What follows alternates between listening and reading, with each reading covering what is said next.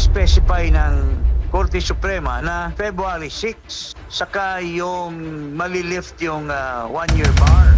Pwedeng ma-question yan in the sense na it is filed within the 1-year bar rule pa rin yung period.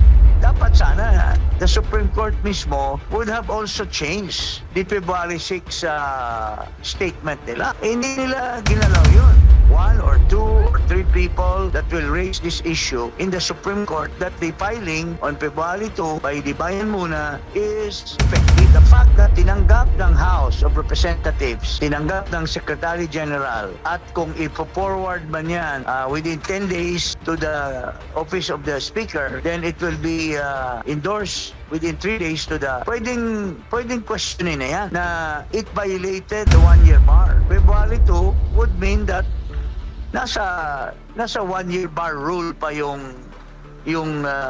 time na yan. Contrary to the February 6 na sinabi ng Korte Suprema. Dadagan ang Mega News Update.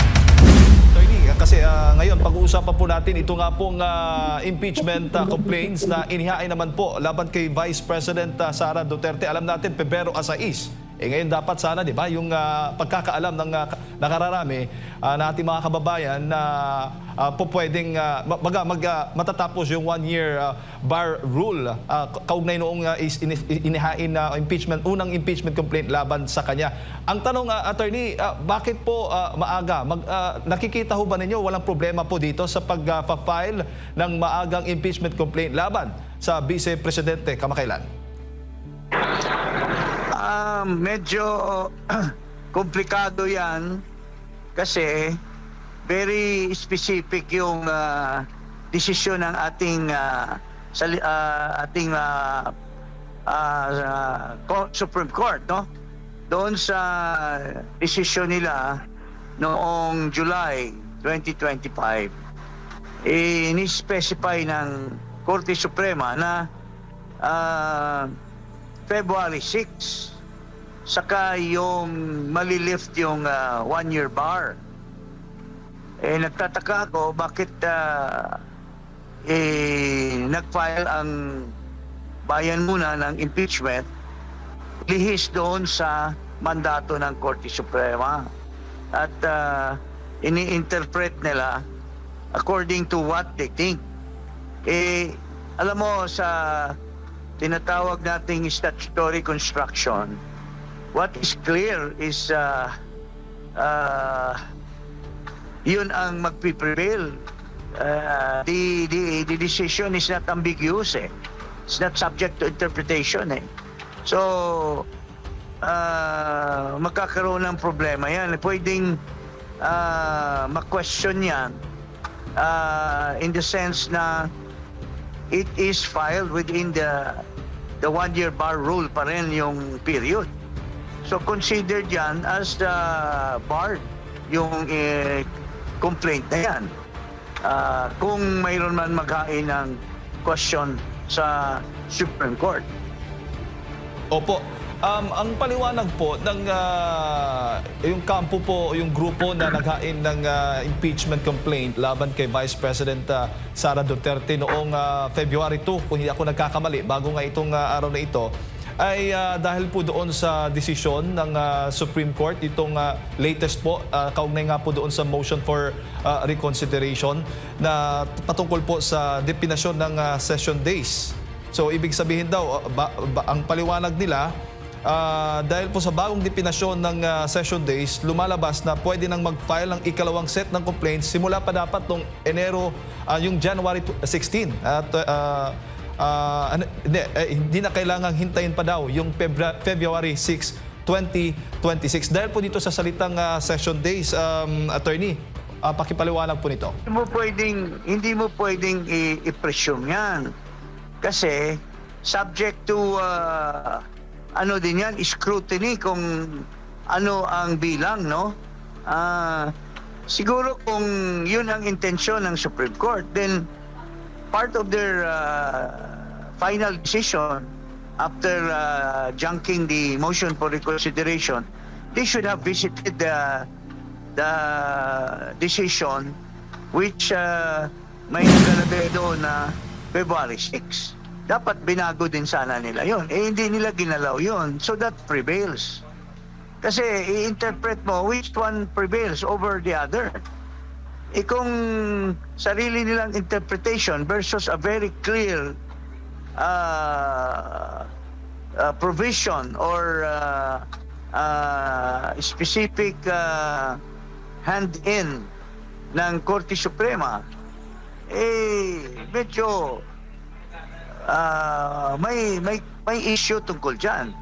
Hindi klaro yan na dahil sa interpretation nila between session days and calendar days, they will already make a judgment versus the very clear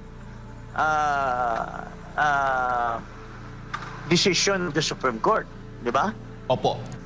So, para po sa inyo, ang dapat masunod yung unang desisyon ng Supreme Court patungkol dito dahil dito sa ikalawang desisyon po nila, sabi naman malinaw din na pinagtibay nila yung naging unang desisyon nila. Pero hindi po malinaw doon sa motion for reconsideration na desisyon po nila na inihain po ng House of Representatives na nakaspecific na binago na nila yung unang desisyon nilang February 6 na mas maaga dapat kayo mag-file ng impeachment complaint laban sa isang opisyal.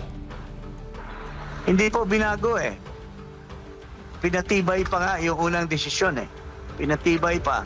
Opo. Kasi kung binago nila, di dapat ginrant yung motion for reconsideration. Hindi nga binago. Po. Dininay nga yung motion for reconsideration. So, paano naman magkakaroon ng pagbabago? Kasi, ang very simple lang ang dyan. If the intent of the Supreme Court by comparing the session days versus calendar days, kung yun ang intent, and then dapat sana the Supreme Court mismo would have also changed the February 6 statement nila. Hindi nila ginalaw yun.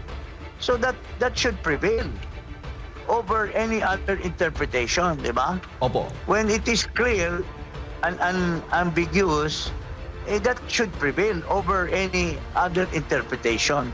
So, well, pagsamantala, hindi muna yan issue. Kasi wala pang nag-raise. Pero, once that will be raised in the Supreme Court on the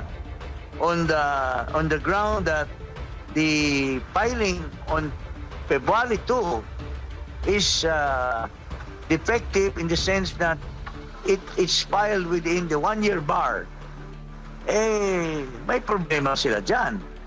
Malaking problema yan. Hindi valid yung pag-file, kung ibig sabihin.